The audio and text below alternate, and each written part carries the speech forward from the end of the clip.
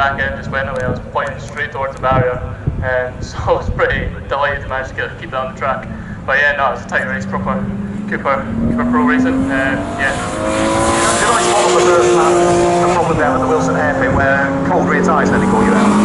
Yeah.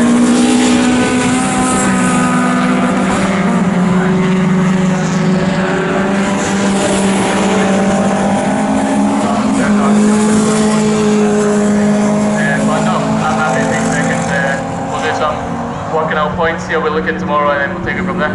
Well, very well done on the points. We won't go over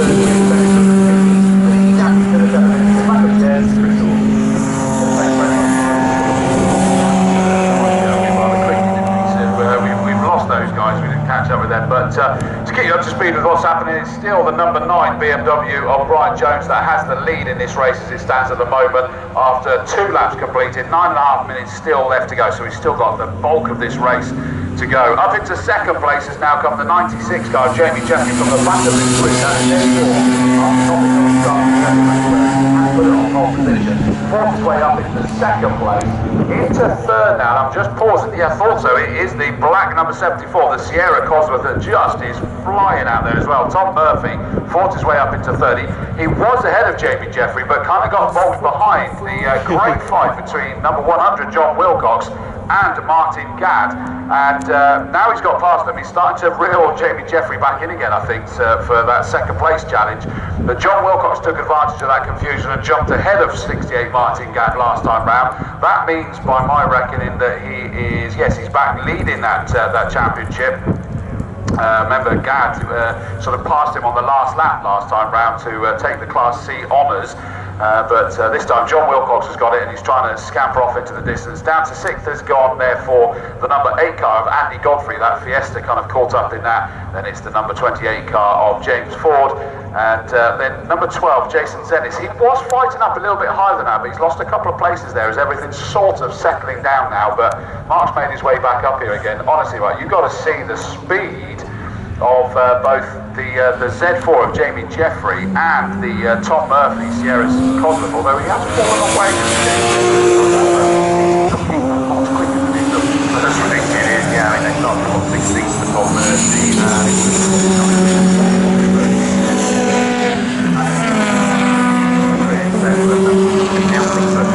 Through over the top finish on now, goes his fastest lap of the race to Jamie Jeffrey, 2 minutes 50.853.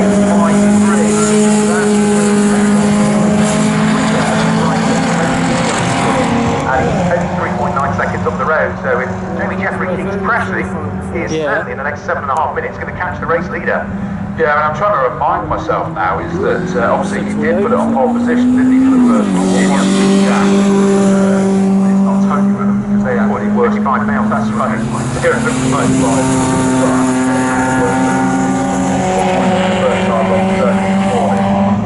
Arguably, maybe it wasn't the worst because they knew it was wet. Oh, I really do like that Sierra. Yeah, it wasn't probably the horrible bit, was it? No, exactly. But it's sad to think like it's his first ever race meeting and it's already been beaten about. Yeah, so what was it? The hose, the hose broke and they got that sorted and he's back out and he's certainly flying that car.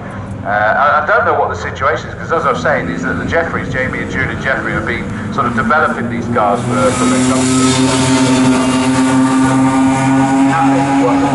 at the moment, ready for a customer to race at some point, but yeah, I don't know. We can see that he's good enough to be out there racing it, and he's always going to do well with them either way. I'm enjoying the last position as well. They were a bit like it in the first race, weren't they? But Francois Favre and Dimitri Plaquet are absolutely together for 15th and 16th positions, and they're side by side actually on the run towards the Wilson hairpin this time through. So yeah, looking forward to them sticking together in this race as they did in race number 1, and as they will probably do in the third race of the day. Yeah, they're still side by side now, coming down towards Palmer as well. They did enjoy it last time, and they're going for it yet again this time round. There's a couple of the Z4s that were going at it again, as they were in the earlier race as well. Definitely, you can see that Brian Jones' lead is immaculate.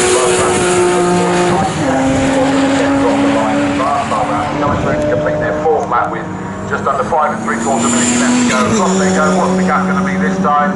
It's down to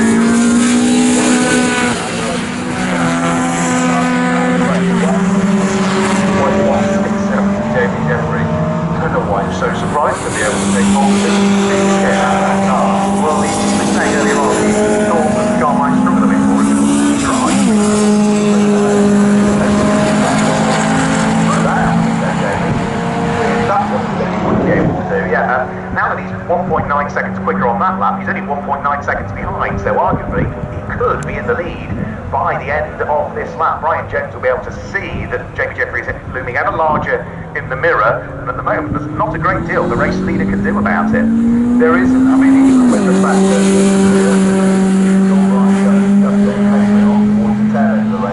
nurse that car towards the end, but you know, now they can put another Jeffrey pushing towards personal best, which surprised me when in the race earlier as well. But so I'm not sure he's going to be able to reply all that well. But as Murray Walker said, it's one thing to catch, it's another to pass. I'm also looking, as we look into the infield where the cars are, seeing the number 3 car of Callum Tuckett up on the front jacks up there, so they're obviously still working it. Hopefully they'll be out for the 3rd race. A shame to see that one go.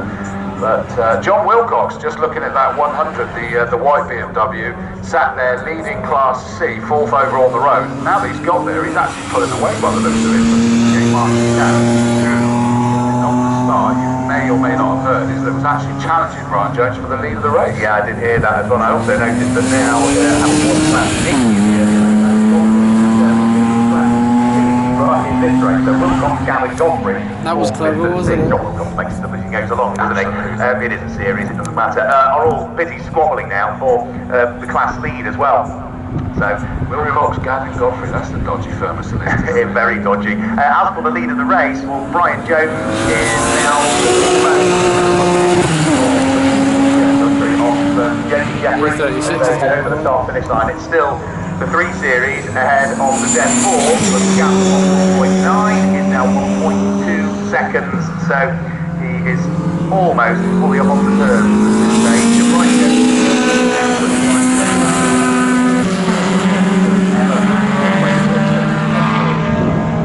Yeah, it'd be great if we could chalk up another one within a matter of a few hours. Now, I have a question.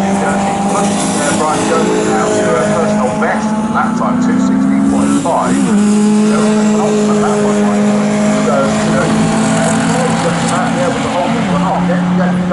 Up there and to you know, less than a second and a quarter away, but now that he's got himself that close, he's not closing at the same rate as he was earlier, is he? So Brian Jones, you know, he's still then got to try and get past him, and I dare say that Brian's going to make that the widest BMW you ever have seen. Yeah, he's certainly not short of experience, Brian, but yeah, he will be desperate to try and make it another race victory. What have you got? So just so you know, somebody spread apart quite significantly, so I'm not sure what happened. Yeah, Dimitri Plaquet had a very poor lap. He lost 11 seconds somewhere over the course of the previous lap, so that's why they just spread out. As the class leaders there, with 1 lap and a bit to go, Brian Jones leads the race for the moment and leads Class A. Jamie Jeffrey is second and leads Class B. John Wilcox, Connor 100, in 4th place. Number 12, Dennis, 8th place in Class D. The number 82, Honda, which is in the hands of Stephen Lane, leads Class E, and Class F is being led by number 93, Howard Gaines, at the wheel of the orange and black E30. So those are the class leaders. Look at this through Nelson towards Bombhole. The leaders are completely together, about a car's length between them, even when they're back on the power again by the looks of it. They're going to come screaming into our view. They're going to have the first of the back markers, and that's going to be the orange 62 of Dimitri Plaquet by the looks of it. Oh, and it's round the outside by the looks of it. Jamie Jeffrey, Brian Jones trying to come back at him. Not possible. Jamie Jeffrey sweeps that car into the lead. Fair play. That was quite impressive, and I thought that Brian was going to come back at him.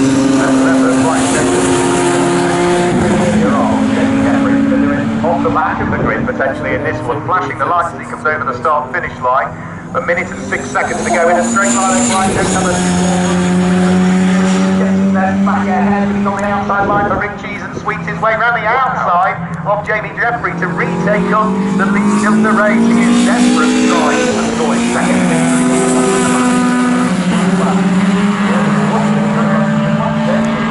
That was it, signed, sealed and delivered, but that is not the case whatsoever. They make their way down towards Palmer. Got the other of the BMWs, that'll be the white one of Francois Henry,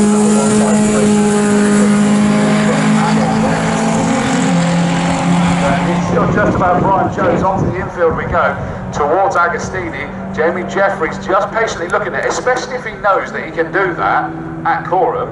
Is he going to just bide his time and wait until that point to make the move again? It certainly looks like strengths and weaknesses at different parts. Absolutely, yeah. Jamie Jeffrey has got the better handling car through Coram, but in a straight line. Brian Jones has got the grunt, so even if Jeffrey leads coming out of Maurice, he might not hang on to it for the final call. They've got the back marker that need to avoid tripping over as well. Brian Jones was in two minds for a split second as to what to do, but they've safely now negotiated that slower car. In the way. They just met him at the wrong point. Brian Jones will lead as they head onto the Bentley straight for the final time. We know in a straight line the 3 Series has a bit more grunt than the Z4, so Jamie Jeffrey can't do a great deal about it other than just watch that gap extend, flashes like it, and weave around to do it. Certainly was doing that with the dancing pictures on the camera with the lights full blaze. As they come into Brundle Nelson, it is still the Brian Jones, the Golf livery BMW that has it at the moment. The Z4 of Jamie Jeffrey just behind him, number 96. But we're waiting to see. He tried around the outside last time and it worked, and it looks as though he's trying a similar move this time all the way around the outside of Coram. The two of them sort of lead on each other. Jamie Jeffrey comes out of Coram just with the nose ahead and is going to lead onto the brakes coming in towards Murray's. Brian Jones, though, on the run to the line, might have a bit more grunt at his disposal.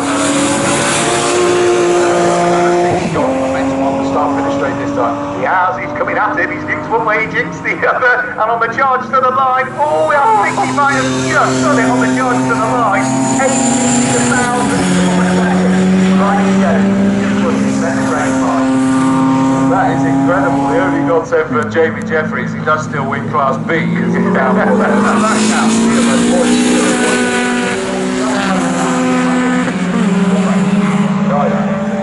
I thought he just got it, and I agree with the timekeepers that it was so close. You equate 18,000 to the second down to the distance. Couple of seconds. What the charge up, fair driving by both of the Brian against the Jeffrey out wide. He didn't do that, they gave him just enough room, and even then when Brian Jones juked from one side to the other, Jamie Jeffrey made one move to block, didn't make a second to block. Fair driving by both, they'll both have enjoyed that. Brian Jones comes through to claim a win. Remember, he claimed his first ever overall race win after 10 years of trying earlier on today. There's win number 2 for you, Brian. Second is number 96, Jamie Jeffrey, by 18,000 to the second. 0.018 was what it was on the charge to the line. And third goes the way of number 74, another car off the back of the grid, remember, Tom Murphy at the wheel of his Ford Sierra Cosworth. Fourth was car number 100, Class C winner, John Wilcox. In 5th place was number 8, which is Andy Godfrey at the wheel of his Ford Fiesta.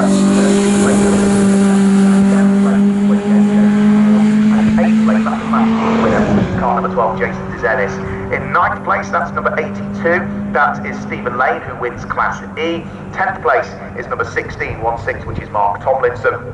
11th place is number 15, that is Julian Jeffrey, and completing the top 12 is car number 70, which was Matthew Newman. We're waiting the 13th place car over the top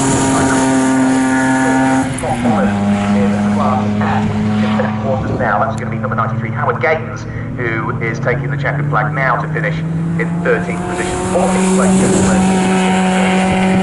number 4.